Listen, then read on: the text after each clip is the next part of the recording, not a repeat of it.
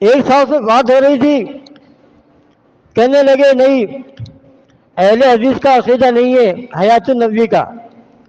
ہم نے کہا ہے سعودی والوں کا بھی ہے.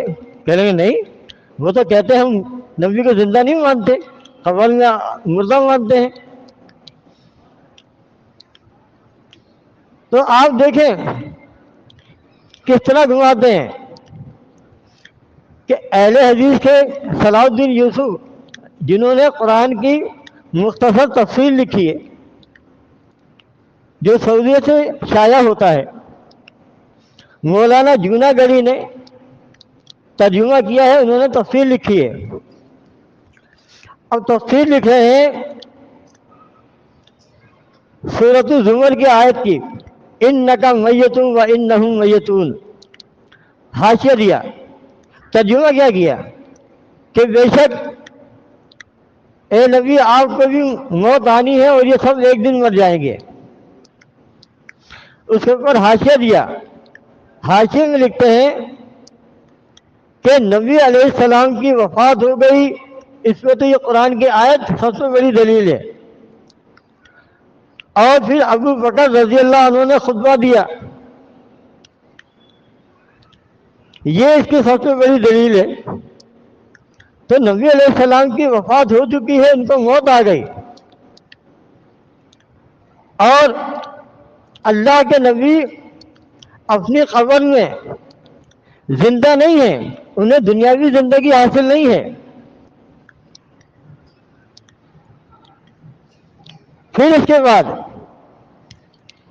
آگے چل کے لکھتے ہیں کہ ہاں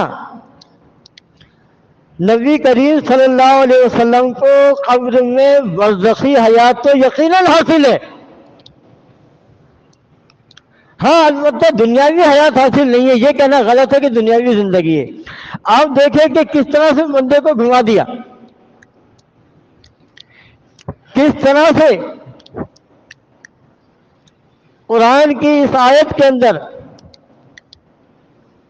تلبیس کی، اس کی تفسیر کے اندر تلبیس کی، ملاوٹ کی، اور نبی کو میت کہنے کے باوجود، ماننے کے باوجود وہ کہتا ہے کہ ہاں قبر میں آپ کو برزخی حیات تو یقیناً حاصل ہے. مجھے یہ بتاؤ کہ پورے قرآن و حدیث میں کوئی برزخی حیات نہیں ہے. ان قبروں میں دفن، جو بھی دفن ہے ان قبروں میں، اس کو کوئی برزخی حیات حاصل نہیں ہے. لیکن آپ دیکھیں کس طرح سے گھما دیا.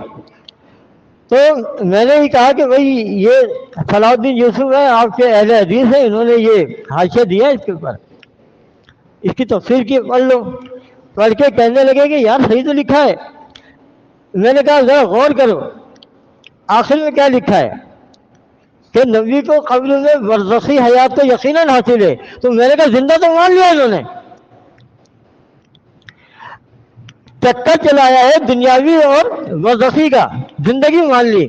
اللہ تو کہتا ہے کوئی زندگی نہیں ہے نا قرآن کے اندر، اموات غیر احیاء، یہ میت ہے، مردہ ہے، غیر احیاء، زندگی کے بغیر، کوئی زندگی ان میں نہیں ہے. پھر یہ کہاں سے لیا ہے برزخی دنیاوی زندگی؟ تو دیکھیں یہ کہلاتی ہے مولویانہ عیاری چالاکی. اب سیدھے سادے لوگ جو ہے نا ان کی عیاری میں پھنس جاتے ہیں، ان کے جال میں آ جاتے ہیں. وہ جو اقبال نے کہا ہے الہی تیرے یہ سادہ دل بندے کہاں جائیں کہ درویشی بھی عیاری ہے، سلطانی بھی عیاری، یعنی سلطانی بھی عیاری ہے اور درویشی بھی عیاری ہے. یعنی یہ جو اللہ والے بنے ہوئے نا یہ بھی سارے عیار ہیں.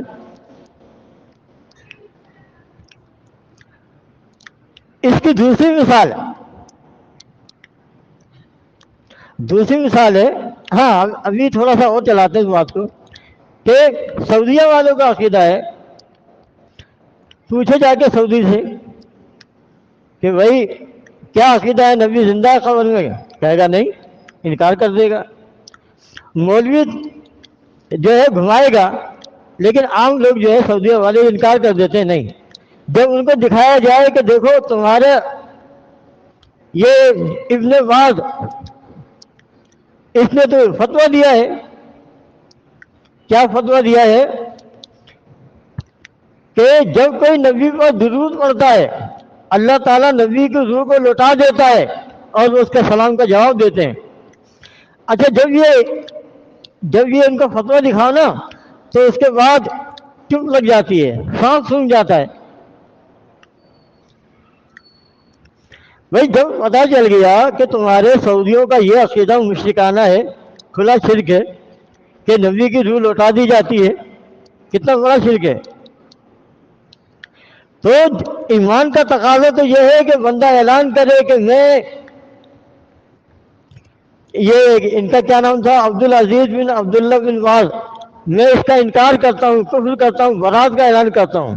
یہ ہے ایمان کا تقاضا کہ کفر سے بیزاری کا اعلان کرنا، لا تعلقی کا اعلان کرنا.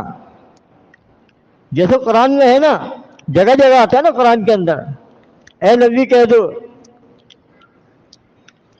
اب نبی قرآن پڑھ کے سنا رہے ہیں کہ انی نہیں تو، مجھے منع کیا گیا ہے کہ میں تمہارے ان معبودوں کی عبادت کروں، ان کو اللہ کا شریک بناؤں، اس دین اسلام کو چھوڑ کر کوئی اور دین اختیار کروں، مجھے اللہ نے منع کیا ہے.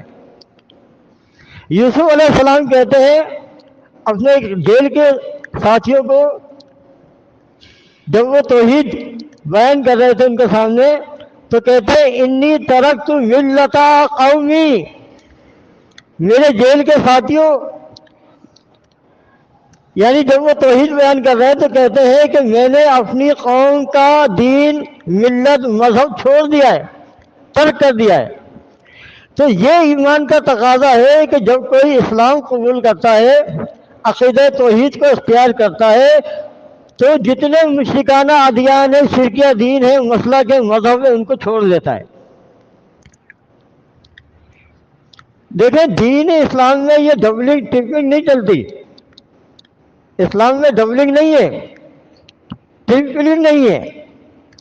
یکسو حنیف بندہ، ایک طرف کا ہونے والا، اللہ کی طرف کرنے والا، ہر ایک باطل دین سے منہ پھیر کر اللہ کے دین کی طرف کرنے والا، اس کو کہتے ہیں مسلم، اس کو کہتے ہیں مومن.